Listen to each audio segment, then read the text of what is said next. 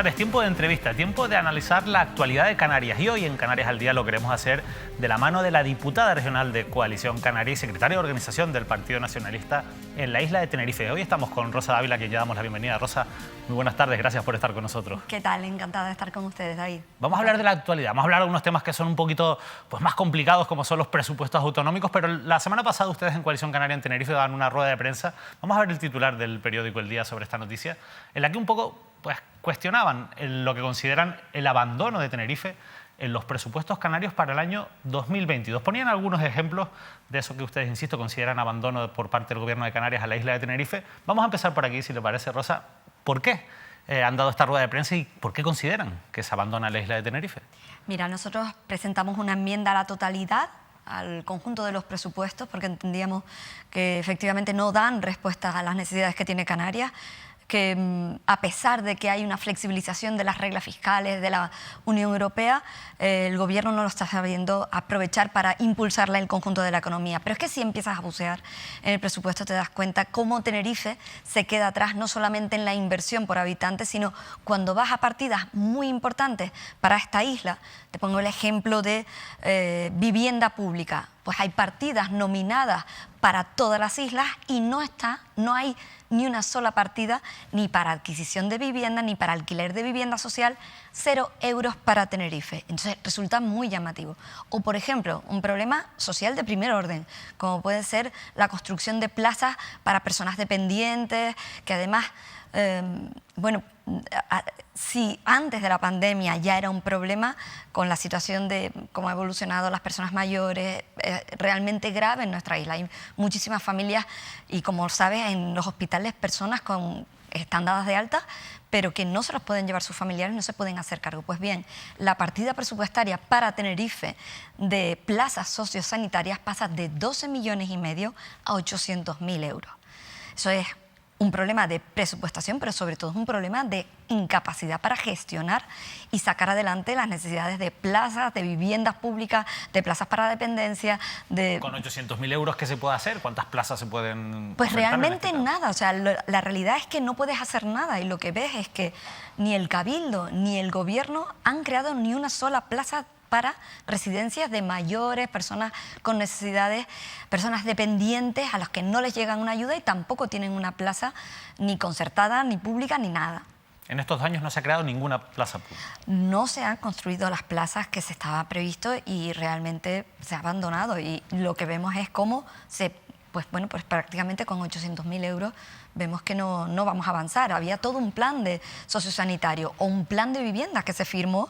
Había más de 7.000 personas demandantes de vivienda pública en Tenerife y pues vemos que hay 0 euros cuando sí hay para otras islas. O sea, no hay ninguna explicación lógica para esto. Yo escuchaba al consejero de Hacienda, Román Rodríguez, y él, claro, cuando desgranaba un poco el presupuesto y lo presentaba, él empezaba negando la mayor, en este caso. Él decía, oye, es que Tenerife es la isla que recibe una mayor inversión total. Y hablaba de 214 millones de euros frente a los 206 millones que va a recibir la isla de Gran Canaria. Insisto en declaraciones oficiales de Román Rodríguez. Decía que, al final la inversión sube un 18% en Tenerife y un 19% en Gran Canaria, que realmente no existen esas grandes diferencias que ustedes denuncian. Claro, con estos números absolutos, ¿realmente ustedes creen que hay un abandono? Mira, no solamente son los números absolutos, los tenemos que poner en términos relativos y en función de las necesidades, ¿no? Entonces, en términos relativos, en Tenerife hay mayor población y, por lo tanto, en términos relativos, nos iríamos a la menor inversión por habitante se da en Tenerife, 189 euros por habitante. Es verdad que si no lo vas a poder comparar con la Isla del Hierro, porque solo por población ya haces una carretera y ya te da una inversión de más de 2.000 euros por habitante, ¿no?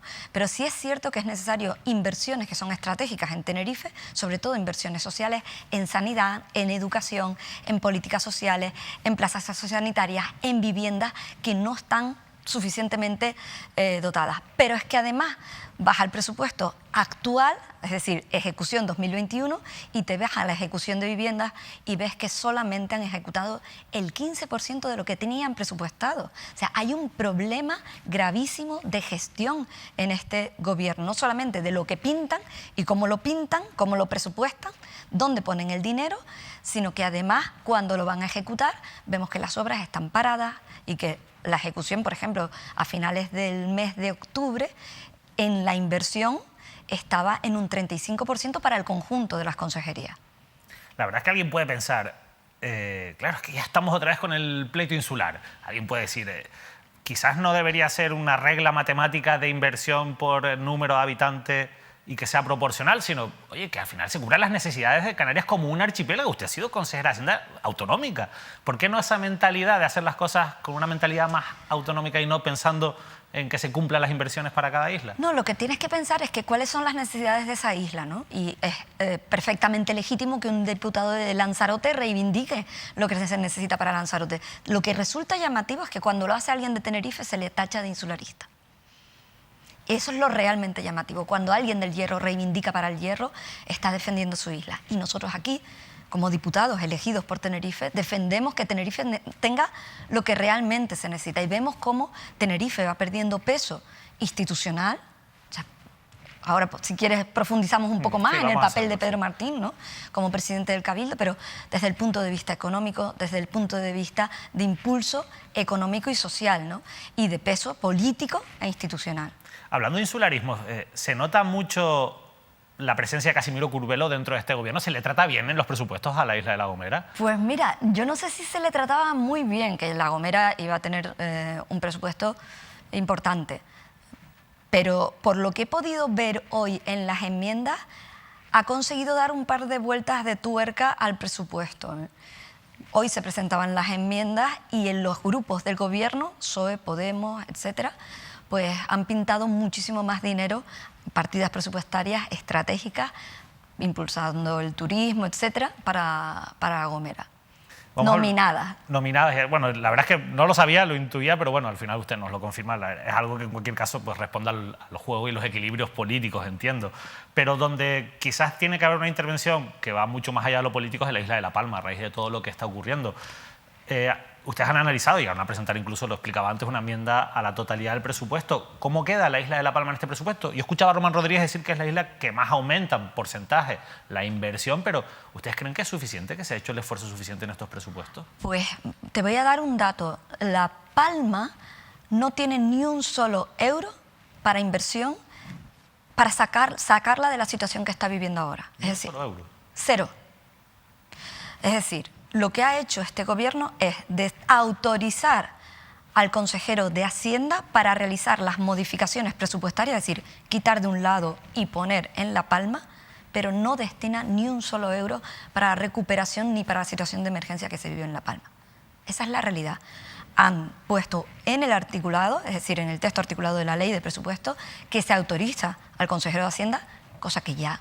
Yo he sido consejera de Hacienda, tienes toda la autoridad, toda la capacidad, no hace falta que te lo ponga en ningún artículo, pero como han querido como disimular, le han colocado que el consejero podrá movilizar recursos desde otras partidas, es decir, se lo quitará a los autónomos o a una inversión que no salga o algo que para destinarlo a La Palma. Pero realmente... No hay un compromiso concreto, entiendo. No hay ni un solo compromiso en estos presupuestos. Y es una de las cosas por las que nosotros presentamos la enmienda a la totalidad. Oye, aprovecho para preguntarle porque hay mucho malestar entre los vecinos de La Palma, entre los afectados principalmente, por cómo se están retrasando el reparto de las ayudas, sobre todo ese dinero que ya ha sido donado por ciudadanos, por la sociedad civil en general, y que todavía no está llegando bien, pero tampoco esas viviendas que se prometieron desde el gobierno de Canarias no están llegando, y lo que parece que va a llegar pues tampoco contenta mucho a la población. O sea, no ha llegado ni un céntimo de las administraciones. Lo que está llegando es la ayuda de las donaciones. Exacto. Y de la solidaridad de las personas. Pero ni siquiera las donaciones se están repartiendo. Ni siquiera. Han sido los ayuntamientos los que han podido actuar en un primer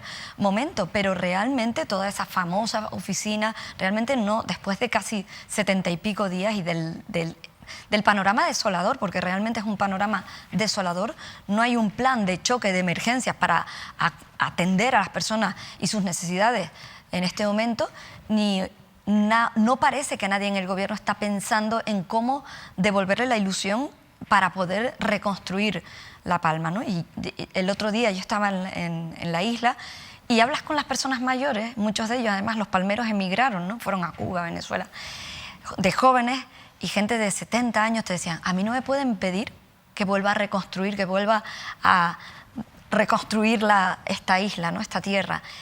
Y hablas con los jóvenes y no le estamos dando las suficientes herramientas como para tener la ilusión como para quedarse en la isla. Entonces, el panorama es muy complicado en este momento si no conseguimos movilizar los recursos que se les han prometido, porque es que visitas han habido para todos los gustos y, sin embargo, no tienen una respuesta que es, oiga, lo que usted ha perdido se le va a reponer.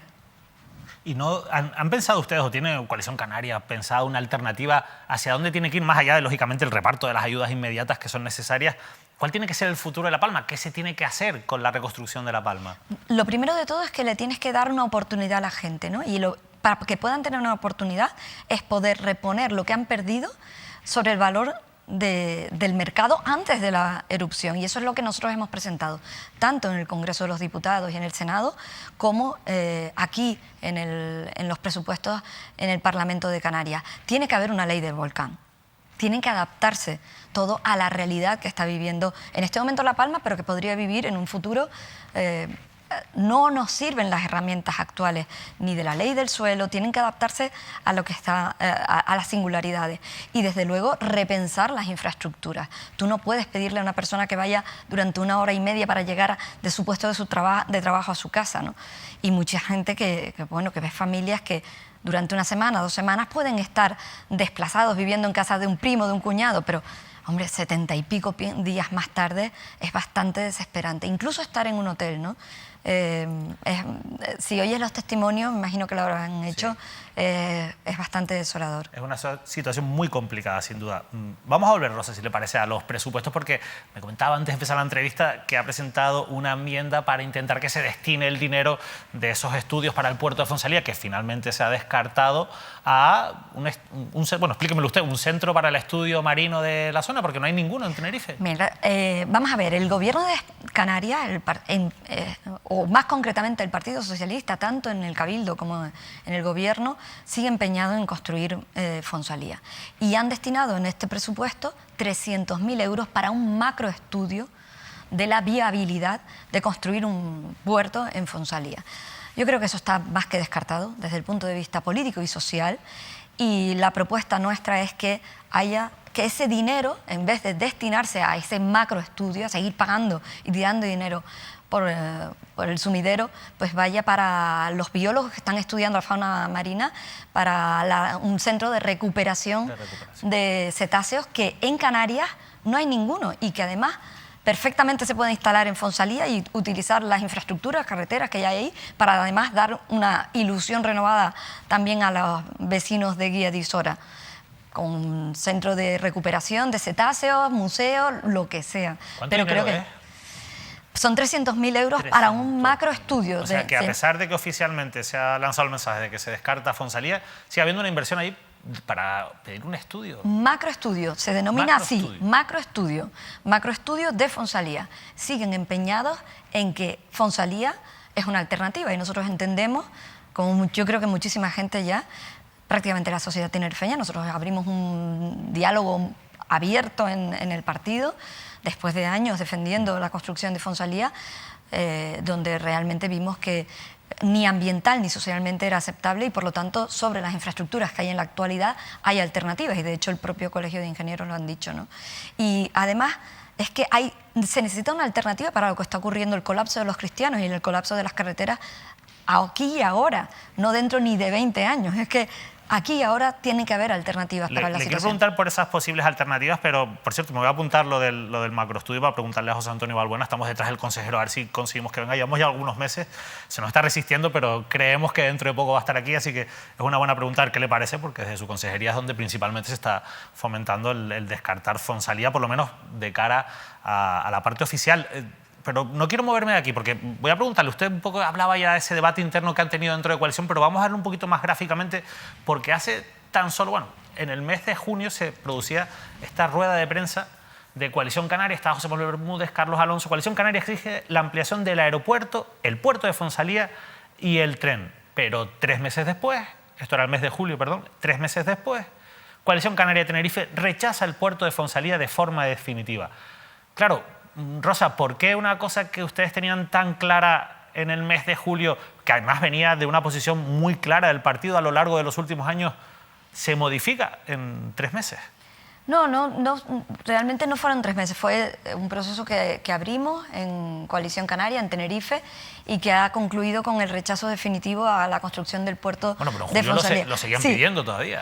Sí, es cierto, pero es verdad que hay un cambio sustancial, que es la caducidad de la declaración de impacto ambiental, y a partir de ahí dijimos, oye, esto hay que hablarlo, porque realmente no podemos seguirnos empeñando en algo que realmente no va a ser viable nunca, pero no solamente viable desde el punto de vista ambiental, sino que entendíamos que yo creo, y Coalición Canaria en Tenerife, creíamos que era necesario revisar nuestras decisiones, que a lo mejor eran válidas incluso socialmente y desde el punto de vista ambiental no estábamos en la situación actual hace 25 años y que no era factible seguir sosteniendo la misma posición, y decidimos abrir un proceso en el que pues, participó muchísima gente, más de 300 personas, muchísimas reuniones, y en el que te puedo decir que el 99% concluyó que había que rechazar Fonsalía y que posicionarnos desde el punto de vista político, rechazando la construcción del puerto de Fonsalía y realmente explorar las alternativas en el puerto de los Cristianos y otros puertos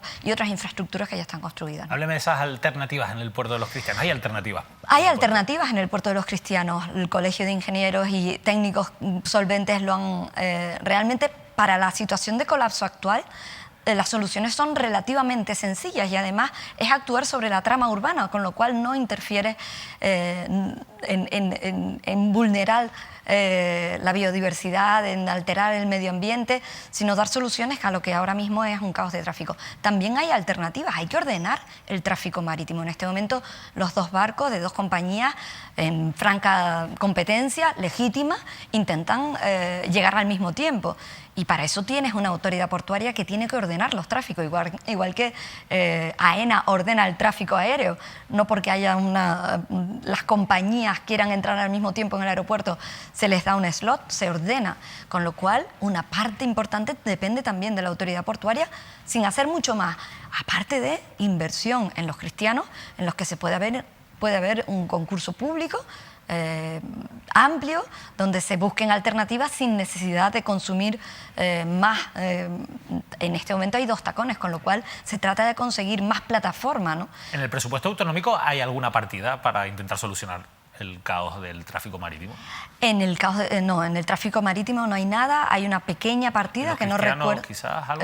Hay una pequeña partida que no recuerdo, te engañaría, creo que estaba, me parece poco, pero creo recordar que eran 50.000 euros y que era poco dinero. A lo mejor me estoy equivocando, pero sé que lo vi y era menos para la situación del tráfico en los Cristianos, mucho menos dinero. Estamos hablando de que frente a la inversión de Fonsalía, que eran 400, 500 millones, y un macropuerto que tenía un impacto sobre la biodiversidad y sobre la fauna marina, pues una solución de 40 millones de euros que impacta sobre la trama urbana y además desahoga una situación que afecta también a los vecinos y a la autopista, ¿no?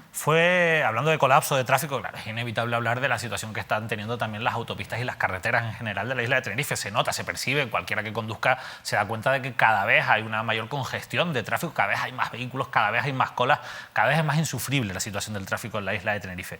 A ustedes, a Coalición Canaria, se les ha criticado durante muchos años por esta situación, porque han gobernado tanto en el Cabildo como en el Gobierno de Canarias. Ahora no están gobernando y son ustedes también los que lógicamente critican a los que están gobernando. En cualquier caso, ni unos ni otros, esto parece que no se encuentra una solución.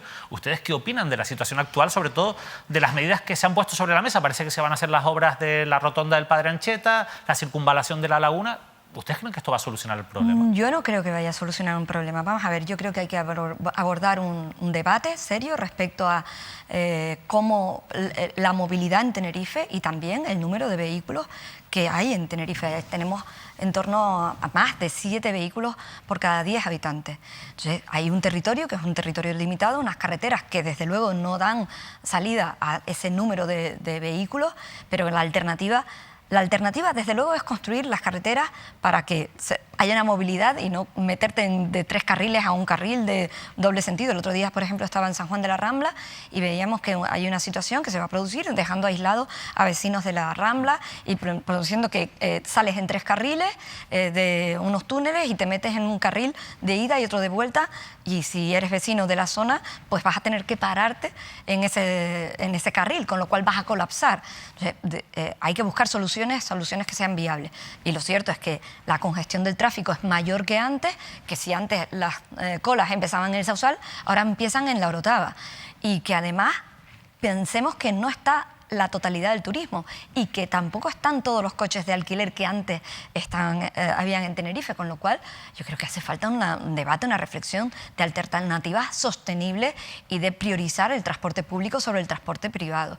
Y esas son soluciones que se encuentran en todo el mundo y que no se están buscando como alternativa en Tenerife. Yo no conozco ninguna propuesta novedosa, innovadora para la situación de caos y de atasco que tiene ahora mismo, no solamente el norte de Tenerife, sino las entradas en Santa Cruz, el área metropolitana, el sur, toda la zona de las Chafiras, es absolutamente insufrible, malo para la salud, malo para la economía, y por lo tanto hay que buscar una alternativa viable. Ustedes han hecho autocrítica en este sentido, en decir, oye, ¿por qué este tema se nos ha escapado, no hemos sido capaces de resolverlo después de tantos años gobernando? Probablemente, claro que hay que hacer una autocrítica, hay que decir, oye, tenían que haberse cerrado el anillo insular en su momento, es verdad que tenía muchísimas dificultades desde el punto de vista ambiental, soluciones en las que nosotros también, precisamente por ser críticos, buscábamos la mejor alternativa, pero hay que, desde luego, la situación actual no es sostenible y hay que tener una reflexión serena, de un debate que con franqueza se diga, vamos a buscar una alternativa y soluciones viables que no pasen por seguir congestionando, pero tampoco por consumir más territorio. Al final es un problema también un poco de buena sintonía política, de que hay un consenso político. Lo digo porque después al final esto nos cuesta dinero. El otro día, un poco indagando sobre cuánto dinero nos hemos gastado ya en estudios, hablaba usted del estudio de Fonsalía. Claro, me encontré, por ejemplo, esto es bastante reciente, del año 2019, el Cabildo de Tenerife, cuando ustedes gobernaban, el presidente era Carlos Alonso todavía, en aquel momento se encargó un estudio para el tercer carril, para diseñar el proyecto del tercer carril de la autopista. Claro, lícitamente, es decir, oye, nosotros gobernamos, esta es la solución que nosotros queremos, ¿no? Ese estudio costó 1.600.000 euros. Claro, ahora han llegado otro grupo de gobierno que ellos consideran que esa no es la solución, ¿no? Y técnicamente ellos proponen otra solución, que en este caso es la circunvalación de la laguna, para la que también se ha encargado un estudio que también ha tenido un coste elevado y evidentemente al final, bueno, la conclusión o el ejemplo se lo pongo en el sentido de ¿por qué no se ponen de acuerdo? Porque es que al final ya no es solo que no se soluciona el problema, sino que se está tirando dinero porque ahora, por ejemplo, tenemos un estudio del tercer carril que no sirve para nada. Bueno, no sé si sirve o no. Ese tercer carril, que era un carril de prioridad para los vehículos, sí, para Busbao, ¿no? Sí. Estábamos hablando de vehículos de alta ocupación y darle prioridad al transporte público, porque si no vas a tener una alternativa nunca de transporte público si lo metes de medio la congestión. Nadie estará dispuesto a meterse en un atasco, ya no en su coche, sino en una guagua. Con lo cual, tienes que priorizar absolutamente el transporte público sobre el transporte privado y para eso no puedes sacarlo a través de dos carriles o un carril. Tendrás que poner un carril prioritario para las guaguas y los vehículos de alta ocupación, claro, que estamos hablando de tres. Un poco como muchas cosas, que si al final no hay consenso, volvemos a lo mismo, es como que se dan pasos en falso. ¿O es la sensación? A ver, ha venido un nuevo gobierno, un gobierno del Partido Socialista, que proponía un cambio. La gente tendrá que decidir. Realmente ese cambio en el que todo lo que venía de Coalición Canaria no valía y la gente está viendo una alternativa que le está solucionando los problemas, pues lo tendrán que decidir las ciudadanas en las urnas, ¿no? Pero yo creo que habían soluciones que eran factibles, que eran viables y que eran buenas soluciones que se están descartando única y exclusivamente porque quienes las ponían sobre la mesa eran Coalición Canaria, ¿no? Vamos a hablar de un asunto que había sido portada además en el periódico El Día, lo comentábamos antes de empezar la entrevista. Los aeropuertos tinerfeños se quedan sin control aduanero. Además, esto viene a raíz de unas declaraciones suyas por una reunión con los empresarios en la COE. Cuéntenos un poco qué va a suponer esto realmente en la práctica. Bueno, pues porque se traslada a Gando, entiendo, únicamente solo quedaría el control en Gando. Aquí hay dos cuestiones. Una tiene que ver toda la mercancía que entra por aeropuertos, el PIF, el puesto de inspección fronteriza, del que el aeropuerto de Tenerife Sur, Reina Sofía y también Tenerife Norte tienen las infraestructuras, no tienen personal para cubrirlo. Antes se cubría con el personal de aduana que estaba en el puerto, que inspecciona en las mercancías portuarias, pero como no le daban incentivos, pues han dejado de hacer ese despacho de mercancía en el Tenerife Norte. No les era rentable, entiendo, claro. No es que no es cuestión de... Son funcionarios. Estamos hablando de funcionarios. ¿Pero y entonces? Entonces, bueno, pues no le estarían complementando o lo que exigieran. Lo cierto es que todas las mercancías aéreas ahora entran por Gando. Y de hecho, nos contaban que en ocasiones ha ocurrido que ha tenido que parar un avión por alguna razón en Tenerife, se lleva a ese puesto que, digamos, a las instalaciones están, pero como no hay personal, pues se ha tenido que tirar la mercancía. ¿Se ha tenido que tirar mercancía? Sí, estoy hablando en este caso era un transporte de pescados. Bueno, normalmente lo que entra por avión es relativamente solo el 10% o menos del 10% de las mercancías, casi todo entra por puerto. Y si vamos a los puertos de Canarias, estamos viendo cómo no se despacha mercancía a partir de los viernes al mediodía. Es decir, que tú te llega un camión y como entre en el circuito de la aduana, no vas a conseguir sacar la mercancía hasta el lunes, con lo cual no está en el circuito de la distribución hasta el martes. Y es que en Canarias, no así en Algeciras, no así en otros puertos, no hay puestos de inspección fronteriza ni control aduanero durante los fines de semana o, por ejemplo, los festivos. Ahora vienen unos días de puente y puede haber mercancías inmovilizadas durante 4, 5, 6, 7 días. Entiendo que esas mercancías no se controlan hasta que llegue. No se mueven, están inmovilizadas. En un puente, pues hasta que termine el puente. Si no Por tanto, no entra en el circuito. Sí. Si no tienes el funcionario y se ha tomado unos días, no vas a conseguir levantar la mercancía. ¿Le consta si ha habido alguna respuesta oficial? No, de hecho la reunión es con el grupo de transporte de la COE, le enviaron una carta al presidente del gobierno en abril y hasta la fecha no han tenido ninguna respuesta.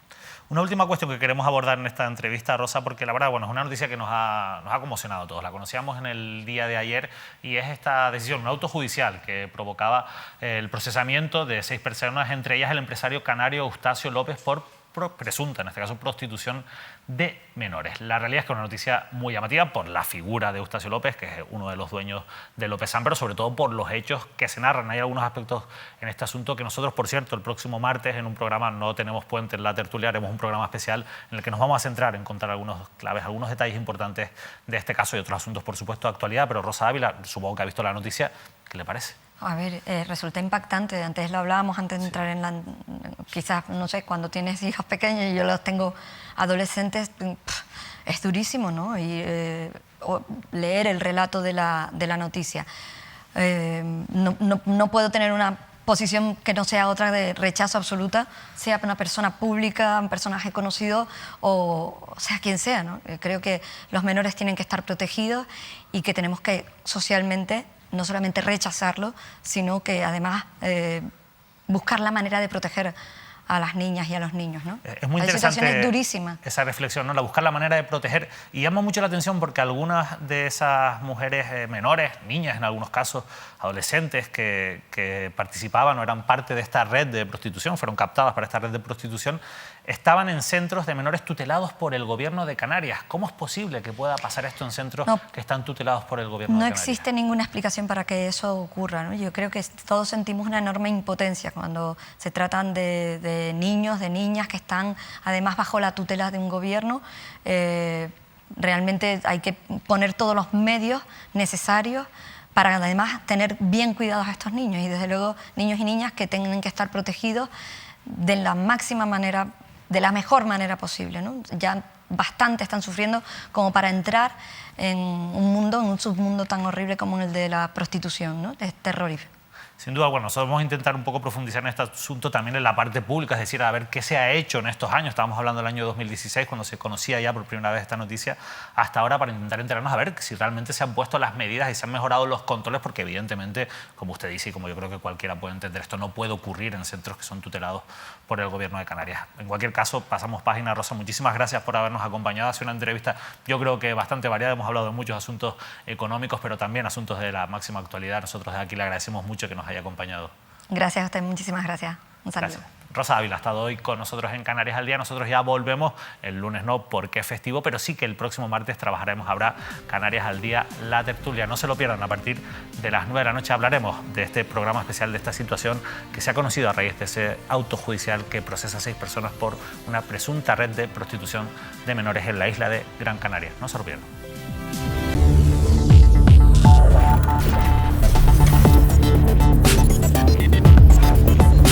Este martes, en Canarias al Día, analizamos en profundidad el caso 18 Lobas. Fiestas en chalet con invitados de lujo, prostitución, menores vulnerables, una organización criminal y una extensa investigación policial y judicial. El caso 18 Lobas, la presunta trama de prostitución de menores por la que será procesado el empresario gran canario Eustacio López, dueño del Grupo Lopezán. Todas las claves de una investigación judicial que pone en entredicho la gestión de menores tutelados en centros del Gobierno de Canarias. Profundo malestar en La Palma por el retraso en la entrega de las ayudas económicas y las nuevas viviendas. Preocupación por el aumento de la incidencia del COVID-19 en Canarias. ¿Habrá nuevas restricciones en Navidad? Y desvelaremos una gran noticia que hará felices y ayudará a miles de familias canarias. El martes a las 21 horas, Canarias al Día, La Tertulia, con Manuel Artiles.